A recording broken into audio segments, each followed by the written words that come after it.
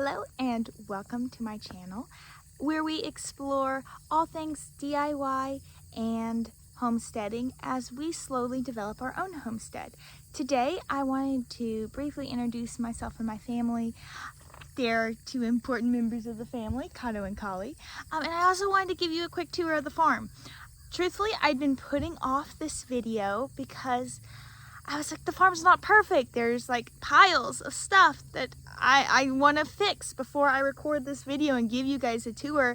But I then reminded myself that that's what you need to see. That is what I want to document. What I want to document is the transformation. So we have a lot of dreams, a lot of plan, a lot of work has already gone into this in the last year. So I think it's a great time for you to bring you all along on this journey and give you some tips and strategies on the way. So where I'm standing right now is a pad where we're going to build a little 40 by 16 shop so that we can put all of our farm equipment, tractor, trailer, and stuff out of the weather. I know I absolutely hate having things sit and go bad, so I am really looking forward to this. That is our project for this weekend. We just got the work done, the dirt work to level it out this weekend. So that is project number one. Hopefully what I'll be showing you next week. Here is the back part of our farm. It goes kind of down into the woods line. I love that we get the privilege of owning woods so that we can conserve it and allow natural habitat for different animals. So we get to see deer and unfortunately some coyotes and other predators for our animals, but I think it's so important to live with nature, so I'm so happy that we have some woods that we get to conserve. Here is the materials for my garden. That is another project that I really desperately want to get finished. This is our chicken house, but really quickly with the garden. So the plan is to put this large 40 by 60 foot garden about right here. And I am so excited to document that journey and show you it. We did choose these really large panels with small openings because, well, actually my dad had extras and he gave them to me, so that was a big benefit. The reason we had gotten them originally, keep deer out, keep the chickens out, and make sure I'm not sharing too much of my produce with different farm animals. There is the back of our house. I absolutely love our new deck that we just built. I still need to stain it. There's a lot of other little projects we have to do. This house we built, well, we just moved in January. The bricks have only been on since about April, I think. So we're really excited to continue growing it.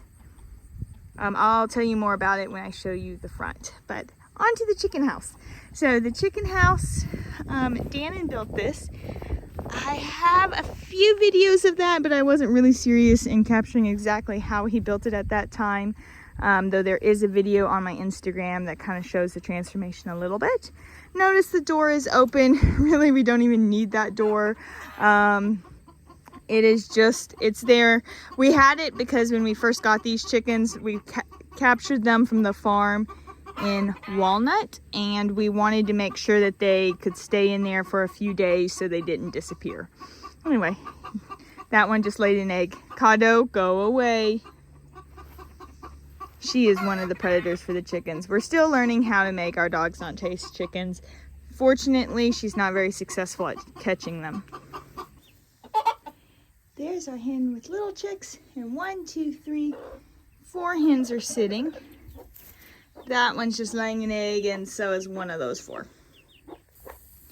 We have about 30 chickens right now. They are all free range. That's a huge benefit of living rural with plenty of space all around your home. If you have the space, the acreage, I 100% would recommend this method. We've had this breed of chicken since I was 8, 20 years ago or plus. They have actually been featured in the Idiot's Guide for Chickens as a possible way to raise your chickens. So that's a great book. You can check it out and learn more about our farm there, our old farm in the Ozark Mountains. So these chickens, they roost in trees.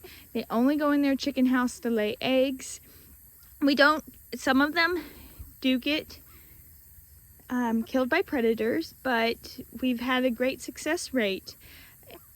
It's always, I think it's a lot better for them to have the opportunity to run away from predators than to be locked up in a chicken house where if a predator gets in, like a raccoon, they can kill everyone, all of them. All right, so here's our house. If you notice, it kind of just looks like a garage with a little bit on it. And this is for a reason. This is actually what we're calling the garage. Our garage house.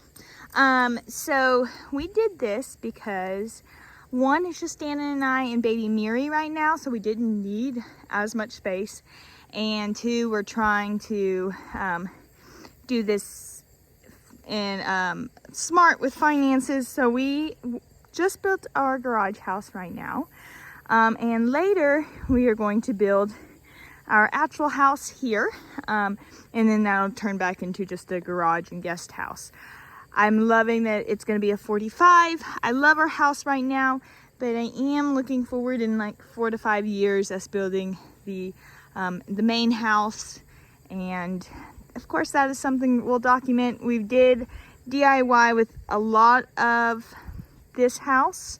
Dannon and his family are amazing at doing like all framing and everything, and it was a neat experience learning from them. Of course, I was pregnant at the time, so I was not a very effective worker. So we actually only started building this house last May. Actually, the footing might have gone in June. April and May, we spent a lot of time building the road, which is over here. It's an extra quarter mile of road. His parents live right down the road, so we bought the back half of their farm. And I cannot tell you enough how amazing it is to get to live close to Miri's Grammy and Poppy. I just came down the road earlier today. We went and rode horses. Grammy comes and sees Miriam all the time, and I absolutely love it. It really does take a village. So this house we have lived in it, like I said, since January. The outside's only been done. Honestly, that far wall, that's a little lighter if you can see that, that was only finished like 3 weeks ago. So it is a process. That is why with just gravel and grass right now, I am looking forward to doing all kinds of landscaping. Lots of plans for this inside of the circle. Right now it is holding all the logs for our barn, which our barn is down the road. I'll walk down there in a second and show you that. You probably can see there is so much going on here. We have so much to do, and I am just so excited to document it. Hopefully some projects that we do are something you want to do and might help you and give you a little bit of tips on how to do it. Miriam woke up, so she is going to be finishing the tour with us. Miriam just reminded me that I didn't introduce myself. I am Abby Rose, and my husband is Dannon Rose. So right now we are walking down the road. The road's right over here. We just cleared out. These were some piles of dirt.